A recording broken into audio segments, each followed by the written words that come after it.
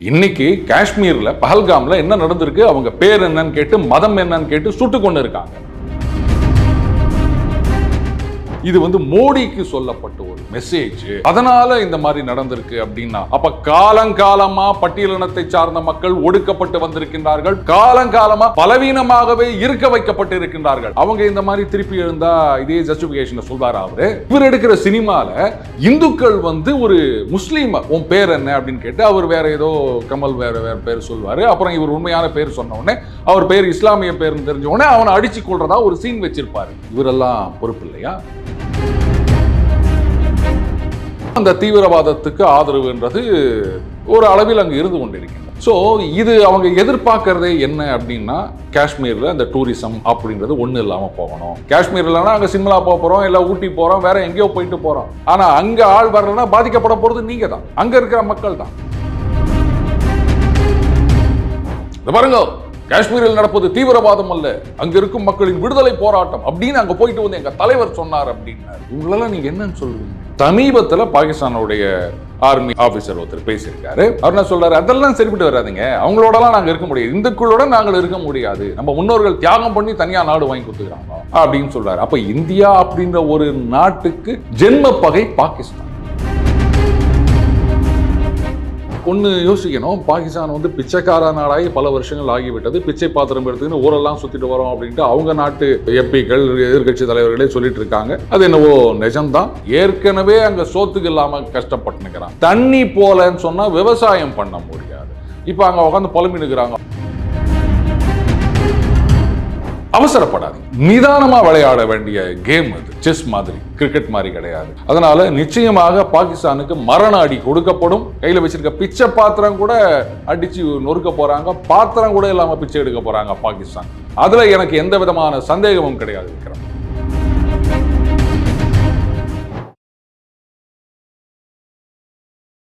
இளையபாரத நேயர்களுக்கு வணக்கம். இன்னைக்கு நம்ம நேர்காணலில் நம்ம சிறப்பு விருந்தினர் the daily punch hero Jambavan Arun sir அவர்கள் நம்மளோட இணைஞ்சிருக்காரு. சார் வணக்கம் சார். வணக்கம் விக்ரம். சார், அதாவது இந்த நாள்லேருந்தே மிகப்பெரிய பதட்டமான சூழ்நிலையாக போய்கிட்டு இருக்கு. அதாவது 29 சிவிலியன்ஸ் கொல்லப்பட்டிருக்காங்க. இதில் சில பேர் இன்டெலிஜென்ஸ் இருக்கிறதாகவும் சொல்கிறாங்க. பட் ஆனால் இதுக்கு காரணம் பொறுப்பு யாராக இருக்கும்னு எதிர்பார்க்குறீங்க நீங்கள்? அவருங்க, இந்த கொலை செய்தவர்கள் தீவிரவாதிகள் அவங்கெல்லாம் மனுஷ ஜென்மமே கிடையாது. அவர்களுக்கு மனித உரிமை அப்படின்னு யாரும் பேசக்கூடாது. அவர்களுக்கு ஆதரவு கொடுப்பவர்கள், அடைக்கலம் கொடுப்பவர்கள், அவர்களுக்கு பரிதாபம் காட்டுபவர்கள் எல்லாருமே அந்த மனிதன் அப்படின்ற ஒரு கேட்டகரியிலேருந்து நீக்கப்பட வேண்டியவர்கள் அப்படின்றதுல எனக்கு அசைக்க முடியாத நம்பிக்கை இருக்கின்றது. ஆனால் ஒரு சம்பவம் நடக்கின்றது, அதுவும் இப்பேற்பட்ட ஒரு கொடூரமான சம்பவம் நடக்கின்றது அப்படின்னா, அதுலேயும் பார்த்தீங்கன்னா இன்னைக்கு சொல்லுவாங்க தீவிரவாதத்துக்கு மதம் கிடையாது அப்படின்பாங்க. ஆனால் இவங்க தான் சாஃப்ரன் டெரர் அப்படின்ற ஒரு டேர்மையை காயின் பண்ணுவாங்க. அப்போ அது என்ன இது அப்படின்னு எனக்கு புரியல. அப்போது அந்த கொலை செய்தவர்கள், படுகொலை செய்த அந்த கேவலமான ஜந்துக்கள், சாக்கடை புழுவை விட கேவலமான ஜந்துக்கள், அந்த சேற்றிலே புரளும் பன்றிகளை விட கேவலமான ஜந்துக்கள், அவங்களுக்கு மதம் இருக்கா? இருக்கு. அப்போது அவர்களால் கொல்லப்பட்ட அந்த சிவிலியன்ஸ், அவர்களுக்கு மதம் இருக்கின்றதா? இருக்கு. ஏன்னா அவங்கள உங்கள் பேர் என்ன, உங்கள் மதம் என்ன அப்படின்னு கேட்டு தான் இந்த படுகொலை சம்பவத்தை அரங்கேற்றி இருக்கின்றார்கள். இதில் அஸ்ஸாமை சேர்ந்தவர் நினைக்கிறேன், ஒரு ப்ரொஃபஸர் நினைக்கிறேன், அவர் அந்த கலிமா சொன்னதுனால தப்பித்தார் அப்படின்னு இன்னைக்கு ஒரு செய்தி வந்திருக்கின்றது. அவருடைய மனைவி டக்குன்னு நெத்தியில் வச்சிருந்த குங்குமத்தை அழித்து விட்டார்கள் அப்படின்னு ஒரு செய்தி ஒன்று பார்த்தேன். அதை சொன்னதுனால அவர் தப்பித்தார் அப்படின்னு. ஸோ அப்போ அவங்க செக்ரிகேட் பண்ணி இது ஹோலோகாஸ்ட்னு சொல்லுவாங்க. ஹிட்லர் காலகட்டத்தில் அரங்கேறியது. அந்த நாஜி படைகள் யூதர்களை ஐடென்டிஃபை பண்ணி அவர்களை படுகொலை செய்தார்கள். ஸோ அந்த மாதிரியான ஒரு சம்பவம் தான். ஆனால் இதுக்கு முட்டு கொடுக்கறதுன்னு கிளம்பியிருப்பாங்க பாருங்க, இவங்களைத்தான் நம்ம முதல்ல கண்டுபிடிச்சு ஐசோலேட் பண்ணலாம். Even before Pakistan. நீங்கள் கேட்டீங்க யார் இதுக்கு பொறுப்பு அப்படின்னு. இங்கே அண்ணன் சீமான் அவர்கள்லாம் ஆரம்பிச்சிட்டாங்க, இது இன்டெலிஜென்ஸ் ஃபெயிலியர், பாஜக அரசு பொறுப்பு அப்படின்னு. ஆனால் இன்னைக்கு அறிவுஜீவி அப்படின்னு நம்மளையெல்லாம் ஏமாத்திட்டு சுத்திட்டு இருக்க ஒருத்தர் நான் பல வருடங்களுக்கு முன்னாடியே மையம் என்ற பத்திரிகையில் எழுதினேன், பிளிபிசைட் வேண்டும் என்று. இப்படி பேசினான் பாருங்க, அவனுக்கு பொறுப்பு இல்லையா? இந்தியாவின் முதல் தீவிரவாதி இந்து அப்படின்னு பேசினால அவனுக்கு பொறுப்பு இல்லையா? அப்போ முதல் தீவிரவாதி இந்துனா 2, 3, 4, 5, 6ன்னு 1000 வரைக்கும் இருக்கவங்கலாம் யாரு அப்படின்னு யாராவது கேட்டீங்களா அவங்ககிட்ட? இன்னைக்கு காஷ்மீர்ல பஹல்காம்ல என்ன நடந்திருக்கு, அவங்க பேர் என்னன்னு கேட்டு மதம் என்னன்னு கேட்டு சுட்டு கொண்டு இருக்காங்க. ஆனா இவர் எடுக்கிற சினிமால இந்துக்கள் வந்து ஒரு முஸ்லீம் உன் பேர் என்ன அப்படின்னு கேட்டு அவர் வேற ஏதோ கமல் வேற பேர் சொல்வாரு. அப்புறம் இவர் உண்மையான பேர் சொன்ன உடனே அவர் பேர் இஸ்லாமிய பேர்னு தெரிஞ்ச உடனே அவனை அடிச்சு கொள்றதா ஒரு சீன் வச்சிருப்பாரு. இவரெல்லாம் பொறுப்பு இல்லையா?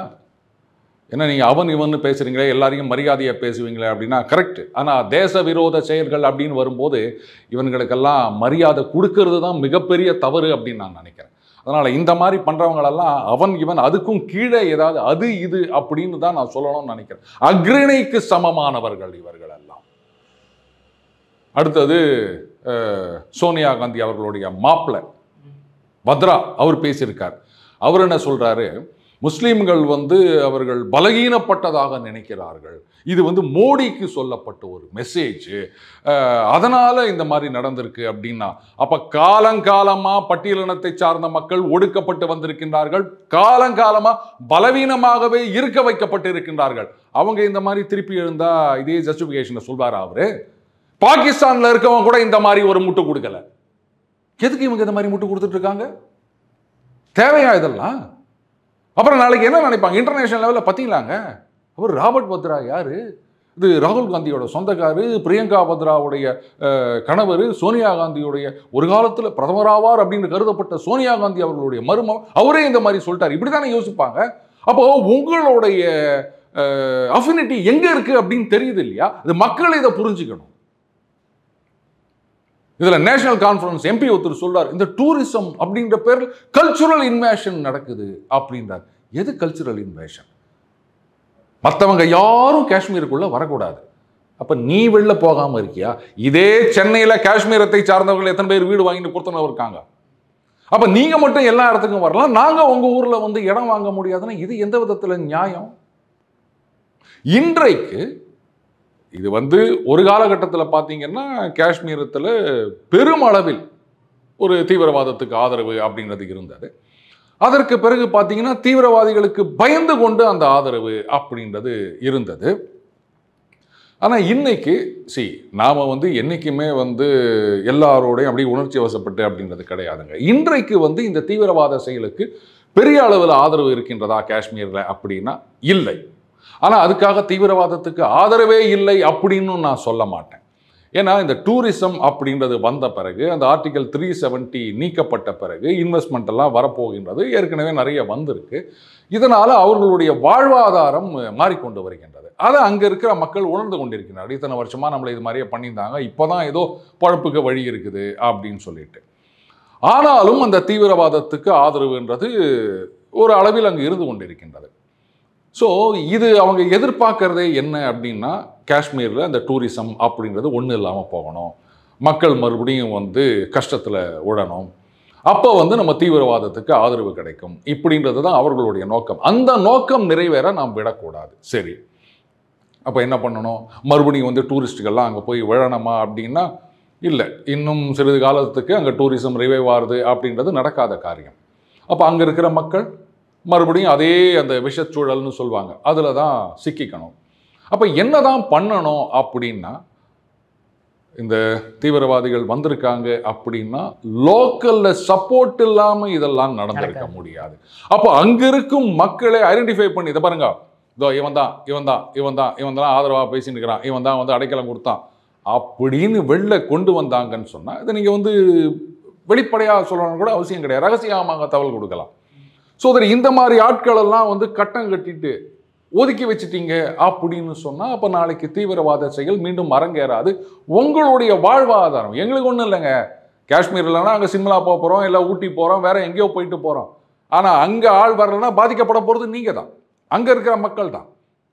அப்போ அவங்க இதை புரிஞ்சுக்கின்னு யார் யாரெல்லாம் வந்து தீவிரவாதத்துக்கு ஆதரவு கொடுத்துன்னுக்கிறானோ அவங்களெல்லாம் கட்டம் கட்டணும் அப்படின்னு முன் வந்தால் மட்டும்தான் மக்கள் நம்பிக்கையுடன் மீண்டும் அங்கே போவாங்க. இந்த காஷ்மீரை வந்து பாதுகாப்பதோ இல்லை வந்து அங்கே மிலிட்ரியை கொண்டு போவதோ இது ஒன்றும் பெரிய விஷயம் கிடையாது. ஆனால் கஷ்டப்பட போகிறது நீங்கள், அதை ஞாபகம் வச்சுக்கணும். அங்கே இருக்கிற மக்கள் கஷ்டப்படாமல் இருக்கணும், அந்த வளர்ச்சி மீண்டும் வரணும் அப்படின்னு நினச்சா இதுதான் ஒரே வழி. இதில் இங்கே கூட ஒருத்தர் சொல்லியிருந்தார், அந்த பழைய வீடியோ ஒன்று பார்த்தேன். இதை பாருங்க, காஷ்மீரில் நடப்பது தீவிரவாதம் அல்ல, அங்கே இருக்கும் மக்களின் விடுதலை போராட்டம் அப்படின்னு அங்கே போயிட்டு வந்து எங்கள் தலைவர் சொன்னார் அப்படின்னார். இவங்களெல்லாம் நீங்கள் என்னன்னு சொல்லுவீங்க? எது விடுதலை போராட்டம்?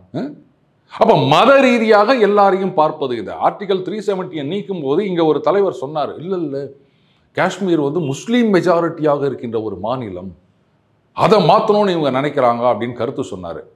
அப்போது இந்தியா செக்குலர் கண்ட்ரின்னு ஒத்துக்கிறீங்கல்ல, அதில் எப்படி மத ரீதியான மெஜாரிட்டி மைனாரிட்டின்னு நீங்கள் பேச முடியும்? இதுதான் உங்களுடைய மதச்சார்பற்ற தன்மையா? சந்தி சிரிக்குது நீங்கள் இந்த மாதிரி பேசுறதெல்லாம் பார்க்கும்போது, ஊரே கைகொட்டி சிரிக்குது. இந்த மாதிரியான பேச்சுக்கள், இதை பேசுகிறவங்க இவங்கெல்லாமும் ரெஸ்பான்சிபிள்னு நான் சொல்லுவேன்.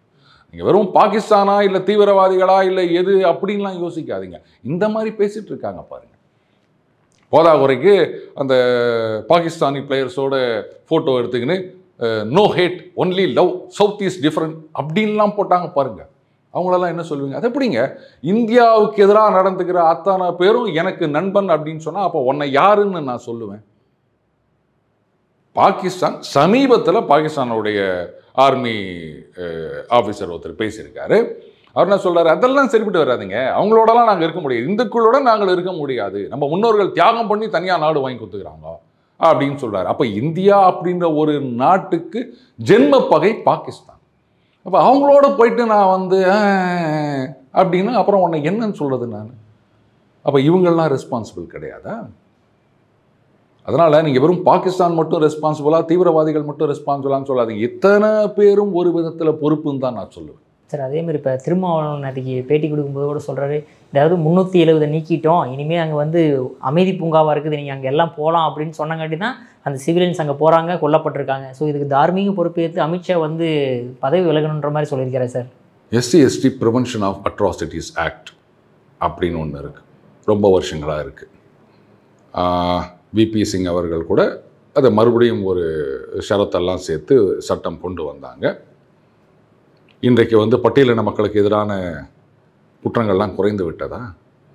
தமிழகத்தில் அதிகரித்து வருகின்றது அப்படின்னு நான் சொல்லலை, டோலர்களே சொல்லியிருக்காங்க. அப்போது இதுக்கு யார் தார்மீக பொறுப்பு ஏற்றுப்பாங்க? மரக்காணத்தில் அது என்ன கள்ளச்சாராயமா இல்லை விஷச்சாராயமா இல்லை ஏதோ ஒரு லிக்யூடா, அதை குடித்து மரணம். நாங்கள் நடவடிக்கை எடுத்துட்டோம், அதை பண்ணிட்டோம், இதை பண்ணிட்டோம்னு சொன்னாங்க. ஒரு வருஷம் கழிச்சு கள்ளக்குறிச்சியில் இதுக்கு யார் தார்மீக பொறுப்பு ஏற்றுப்பாங்க? இதுக்கெல்லாம் அவர் என்ன பதில் சொல்வார்? உடனே வந்து நாடு முழுக்க நீக்க வேண்டும் மதுவை அப்படின்னு அங்கே கொண்டு போய் வச்சிருவார். ஏன் அப்போ மாநில உரிமைகள்லாம் எங்கே போச்சு? இவருடைய கட்சியை சார்ந்தவர் தான் என்ன சொன்னார்? அங்கு நடப்பது தீவிரவாதம் அல்ல, விடுதலை போராட்டம் அப்படின்னு எங்கள் தலைவர் சொன்னாரா இல்லையா? இந்த வீடியோ பார்த்தோமா இல்லையா? அப்போ இவருக்கு இதுக்கு என்ன பதில் சொல்றாரு இவர்? 370 நீக்கினால் தீவிரவாத நடவடிக்கை அப்படின்னா, எங்க தீவிரவாதம் இல்லைன்னு ஒரு காலத்தில் நீங்கள் சொல்லியிருக்கீங்களா? உங்கள் கட்சியை சேர்ந்தவர் சொல்லியிருக்கார். இப்போ இதுக்கு என்ன முட்டு கொடுக்க போறீங்க நீங்கள்? இதெல்லாம் பொறுப்பற்ற பேச்சு. சார், அதேமாதிரி இப்போ வந்து சென்ட்ரல் கவர்மெண்ட்டு ஃபஸ்ட்டு ஸ்டெப்பாக எதை எடுத்திருக்காங்க அப்படின்னா, இண்டஸ் வாட்டர் ட்ரீட்டி பல ஆண்டுகளாக வந்து ஃபாலோ பண்ணுற விஷயத்தை வந்து இனிமேல் நாங்கள் பண்ண மாட்டோம் அப்படின்ற மாதிரி, இப்படி பண்ணுறதுனால வந்து தீவிரவாதம் குறைந்து விடுன்னு நினைக்கிறீங்களா? அதாவதுங்க, இப்போது தீவிரவாதம் அப்படின்றது வந்து குறைந்து விடுமானா இதுக்கு சப்போர்ட் பண்ணுறதுக்கு யாராவது வேணுங்க. அது இல்லாமல் நடக்காது. பண உதவி வேணும், ஆயுத உதவி வேணும், அண்டு அவங்க வந்து தங்கி ஆப்ரேட் பண்ணுறதுக்கெல்லாம் வந்து இடம் வேணும். இது மூணும் இல்லாமல் யாரால் என்ன பண்ண முடியும்? இது மூணுத்தையும் கொடுப்பது அப்படின்னு பார்த்தா கண்ண முடியும்னு சொல்லலாம் பாகிஸ்தான் தான். ஆனால் ஒன்று யோசிக்கணும், பாகிஸ்தான் வந்து பிச்சைக்கார நாடாகி பல வருஷங்கள் ஆகிவிட்டது. பிச்சை பாத்திரம் எடுத்துக்கின்னு ஊரெல்லாம் சுற்றிட்டு வரோம் அப்படின்ட்டு அவங்க நாட்டு எம்பிக்கள், எதிர்கட்சி தலைவர்களே சொல்லிட்டு இருக்காங்க. அது என்னவோ நிஜம்தான். அதுக்கப்புறம் பிச்சைக்காரர்களை ஏற்றுமதி செய்கிற அளவுக்கு பாகிஸ்தான் மாறிவிட்டது. IMFலேருந்து லோனோ இல்லை மற்ற நாடுகள் வந்து அப்படி பிச்சை போடலை அப்படின்னு சொன்னால் சோத்துக்கே வழி இல்லாத நிலைமையில் இருக்கின்ற ஒரு நாடு. இத்தனை வருஷமாக இல்லாதது இப்போ இருக்குது அப்படின்னு சொன்னால், முதல்ல இந்த இண்டஸ் வாட்டர் ட்ரீட்டிக்கு வருவோம். இந்த தண்ணி இதில் பார்த்தீங்கன்னா 80% பாகிஸ்தானுக்கு, 20% நமக்கு அப்படின்னு ரொம்ப தாராளமாக அப்படியே அள்ளி கொடுத்தார் நேரு அவர்கள். அது என்னவோ தெரியல, பாகிஸ்தானுக்கு சீனாவுக்கு அப்படின்னா அவர் அள்ளி அள்ளி கொடுக்குறாரு, நமக்குன்னா தான் கிள்ளி கொடுப்பார் போல இருக்குது. அது என்ன அப்படின்னு தெரியல. சரி, இருந்துட்டு போட்டோம். அந்த வரலாற்று தவறை நாம் சரி செய்து இருக்கின்றோம். இப்போ சில பேர் கேட்குறாங்க, என்னங்க இந்த வந்து ட்ரீட்டியில் இங்கே வெளில வரோம் இல்லை நிறுத்த போகிறோம் அப்படின்னு சொல்கிறதுனாலேயே தண்ணி போகாமல் இருந்துருமா? ஆற்றுல போகிற தண்ணி எவ்வளோ இப்போ கர்நாடகத்தில் கூட எடுத்துக்காங்க, காவிரிக்கு அணை கட்டி வச்சுருக்காங்க. மழை பெஞ்சு நிறைய தண்ணி வருதுன்னும் போது ஓப்பன் பண்ணி தான் ஆனாலும் நிறுத்த முடியுமா? அது வந்து அணை இருக்குன்னும் போது, இப்போ அணையே இல்லாமல் தேக்கி வைக்க வசதியே இல்லாமல் நீங்கள் வந்து தண்ணியை நிறுத்த போகிறோன்னா எப்படி நிறுத்துவீங்க அப்படின்னா, அணைதான் அப்படின்னு இல்லை, அதை திருப்பி விடுவதற்கு ஏராளமான வழிகள் இருக்கின்றன. அடுத்தது வந்து ரொம்ப வருஷமாகவே அரசாங்கம் வந்து அந்த தண்ணியை தேக்கி வைப்பதற்கு, அதை மாற்றுவதற்கு இதற்கான நடவடிக்கையெல்லாம் எடுத்துகிட்டு வராங்க. இது வந்து ஒரு லாங் டேர்ம் ப்ராஜெக்ட். நீங்கள் நினைக்கிற மாதிரி நீஜர்க் ரியாக்ஷன் கிடையாது. அதனால் இது வந்து நிச்சயமாக நிறுத்த முடியும். அப்படி நிறுத்தினா மரண அடி. ஏற்கனவே அங்கே சோத்துக்கு இல்லாமல் கஷ்டப்பட்டுனுக்கிறான். தண்ணி போலன்னு சொன்னால் விவசாயம் பண்ண முடியாது. இப்போ அங்கே உட்காந்து புலம்பினுக்கிறாங்க, இது வந்து ஒரு யுத்த அறிவிப்பு, அதுவாக்கம் இதுவாக்கம், நாங்கள் சிம்லா அக்ரிமெண்ட்லேருந்து வெளில வரோம். லூசு, சிம்லா அக்ரிமெண்ட்லேருந்து நீ வெளில வா, உள்ளே போய் யாருக்கு என்ன வந்தது? அந்த சிம்லா ஒப்பந்தத்தை இன்னி வரைக்கும் நீ ஃபாலோ பண்ணலை, நாங்கள் ஃபாலோ பண்ணிக்கிறோம். அதாவது அந்த யுத்தத்தின் போது ஒரு சமாதான உடன்படிக்கை நடந்தது புட்டோ அவர்களோட. அதில் பார்த்தீங்கன்னா அந்த கிட்டத்தட்ட 93,000 போர்க்கைதிகளெல்லாம் வேற நம்ம திருப்பி கொடுத்துருந்தோம். அப்போ சிம்லா அக்ரிமெண்ட்லேருந்து வெளில போகிறோன்னா அப்போ அத்தனை பேரையும் மறுபடியும் இங்கே கைதியாக ஒப்படைச்சிருவியா நீ? லூசு பயிலுவ. அது இங்கே தான் இருக்கணும்னு அவசியம் கிடையாது. பாகிஸ்தான்லையும் இதுக்கு மேலே போட்டி போட்டுன்னு இருக்கானுங்க. அவனுக்கு இவன் போட்டியா இல்லை இங்கே இருக்கிற லூசுக்கு அவன் போட்டியா அப்படின்னு தெரியல. இப்படிலாம் பேசிட்டு இருக்காங்க. விவசாயம்னா மற்றதெல்லாம் கூட விடுங்க, விவசாயம் தான் அடிப்படை தேவை. சோறு இல்லாமல் ஒன்றும் பண்ண முடியாது. நீரின் அமையாது உலகு, அது நமக்கு தெரியும். அந்த நீர் இருந்தால் தான் சோறு. அந்த சோறு இல்லாமல் என்ன பண்ணுவாங்க? இதுதான் வந்து எங்கே வதிக்குதோ அங்கே அடிக்கணும் அப்படின்றது. இது பின்னாடி சீனா இருக்குது அப்படின்றதுல எனக்கு சந்தேகமே கிடையாது விக்ரம். ஏன்னு கேட்டிங்கன்னா, சீனாவுக்கு இன்றைக்கி தப்பிப்பதற்கான வழிகள் ரெண்டே ரெண்டு. ஒன்று வார், ஒன்று வைரஸ். அந்த வாரை தூண்டி விடுவதற்கான ஒரு முயற்சி தான் இது. இப்போ இந்தியா பாகிஸ்தான் ஒரு வார் வருது அப்படின்னு சொன்னால் சப்ளை செயின் டிஸ்டர்ப் ஆகும். ஏன்னா இந்தியாவிலிருந்து போகின்ற, இப்போ சீனாவுக்கு பதிலாக இந்தியா அப்படின்னு வந்துட்டு இருக்காங்க. அப்போ அது தடைப்பட்டு போகும். அடுத்தது இந்த வார் கொஞ்சம் ப்ரொலாங் ஆச்சு அப்படின்னாலோ, இந்த டென்ஷன்ஸ் ரைஸ் ஆச்சுன்னு சொன்னாலோ இங்கே வர இன்வெஸ்ட்மெண்ட்கள் குறையும். அப்போ என்ன, ஐயா இதை சீனாவை இப்போதைக்கு விட முடியாது போலக்குதே அப்படின்னு அவங்களுக்கு சாதகமாக யாராவது பேசுவதற்கு வாய்ப்பு வரும். இதைத்தான் அவங்க எதிர்பார்த்துட்ருக்காங்க. அதனால தான் வந்து இங்கே சில பேர் சொல்கிற மாதிரி குண்டு போடணும், ஏரோப்ளேன் இது பண்ணணும், அது பண்ணணும், இது பண்ணணும், இதெல்லாம் தேவையில்லை. அதாவது அவன் எதிர்பார்க்குற மாதிரி நம்ம பால் போடக்கூடாது விக்ரம். அதுதான் முக்கியம். நீ எங்கே எதிர்பாராத இடத்துல நான் ஒன்று அடிப்பேன், அந்த வலி குண்டு போடுறத விட பெருசாக இருக்கும். அதுதான் முக்கியம். அதைத்தான் மோடி அரசாங்கம் செஞ்சுட்டு இருக்காங்க. இன்னும் பல படிகள் இருக்கின்றன. ஸோ அதெல்லாம் கொஞ்சம் பொறுமையாக இருக்கணும். இந்த நேரத்தில் வந்து கோவப்படுவது, உணர்ச்சி வசப்படுவது அப்படின்றது சரி. அப்படி பண்ணலைன்னா நீ இந்தியனே கிடையாது, நான் உன்னை மதிக்கவே மாட்டேன். எல்லாருக்கும் அந்த ரத்தம் கொதிக்கணும். இந்த மாதிரி ஒரு கொடூரம் நடந்திருக்கு அப்படின்னு. கல்யாணம் ஆகி ஒரே வாரம் ஆகிருக்குது, ஹனிமூன் போயிருக்காங்க. ஐயோ பாவமாக இருக்குது. சரி, ஆனால் அதுக்காக வந்து நீ ஜெர்க் ரியாக்ஷன் அப்படின்னு சொல்லுவாங்க. நான் எப்போவுமே சொல்கிறது அதுதான். இப்போ ரெண்டு பசங்க ஸ்கூலில் சண்டை போட்டுக்கிறாங்க அப்படின்னா, நீ என்னை அடிக்கிற அப்படின்னா நான் உன்னை திருப்பி அடிக்கலாம், அவ்வளோதான் பண்ண முடியும். இதே நான் வாத்தியார்கிட்ட சொன்னேன்னா கிளாஸை விட்டு உன்னை வெளில அனுப்புவார். இல்லை நான் ரொம்ப சேட்டை பண்ணியானா அவங்க அப்பா அம்மாவை கூட்டு வாடா அப்படின்னு சொல்லி அவங்க முன்னாடி வந்து நான் டிசி கீசி கொடுத்துருவா அப்படின்றாரு. அந்த பெனால்ட்டி பெருசாக இருக்கும், ரொம்ப வலிக்கும்.